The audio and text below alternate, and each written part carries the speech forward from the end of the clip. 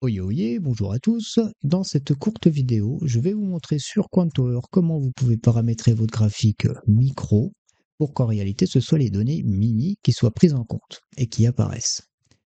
Alors pourquoi faire cette manipulation-là? Tout simplement parce que le mini, les contrats mini, c'est le véritable marché, c'est là où toutes les institutions sont présentes. Alors que le micro, c'est tout simplement une réplique des contrats mini pour que l'on puisse, avec des tout petits capitaux, intervenir avec des plus petits contrats sur les marchés financiers. La différence entre les deux, c'est que le micro, étant donné que c'est une réplique, vous pouvez avoir un léger décalage dans la cotation, même si globalement il reste très très proche du mini.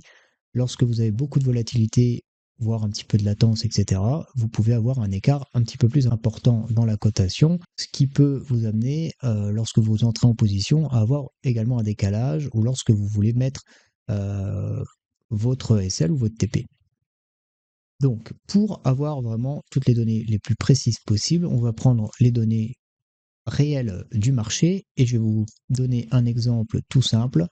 Ici, j'ai mis mon alerte à 24 787 qui correspond au sommet, donc au plus haut de cette bougie-ci, où vous voyez donc ici en haut de l'écran, ou à gauche, dans H, vous voyez que j'ai le plus haut de la bougie qui est à 24 787, ce qui correspond parfaitement à l'alerte que j'ai mise.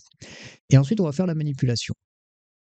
Donc, on va dans le menu Quantower, et tout en bas, dans Divers, vous avez ma page de symboles. Donc, on va dans ma page de symboles et on va ajouter les symboles. Ici, on va prendre le symbole que l'on veut trader.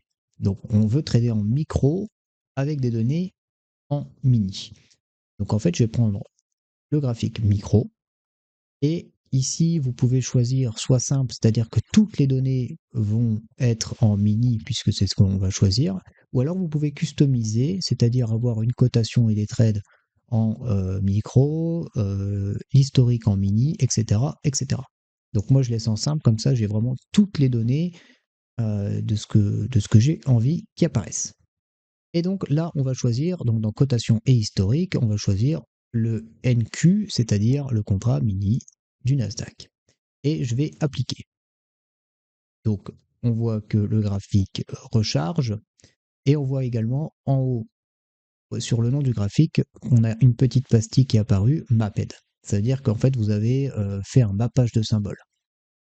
Et donc, on peut fermer cette fenêtre. Vous vérifiez tout simplement qu'ici, c'est bien actif. À tout moment, vous pouvez le désactiver. Vous pouvez changer les paramètres ou même carrément le supprimer. Et en fait, ici, on va constater, là, donc j'ai toujours mon alerte qui est sur les 787, mais lorsque je me mets sur la bougie concernée, on voit en haut que le plus haut de la bougie est à 786,50. Alors, à savoir qu'au moment où je tourne cette vidéo-là, au moment où j'ai mis mon alerte, il y avait peu de volatilité, peu de volume. Donc le décalage peut paraître dérisoire. Mais lorsque vous avez un petit peu plus de volume, voire un petit peu plus de latence, vous pouvez avoir un décalage beaucoup plus important. Et donc maintenant, on va dire que le symbole est mappé. On va pouvoir trader en micro, mais en prenant des données en mini. Et là, peu importe, toute la cotation est sur une base mini. J'espère que cette vidéo pourra vous aider dans la manipulation de Quantower. N'hésitez pas à laisser votre petit pouce, à vous abonner à la chaîne, et on se dit à très vite.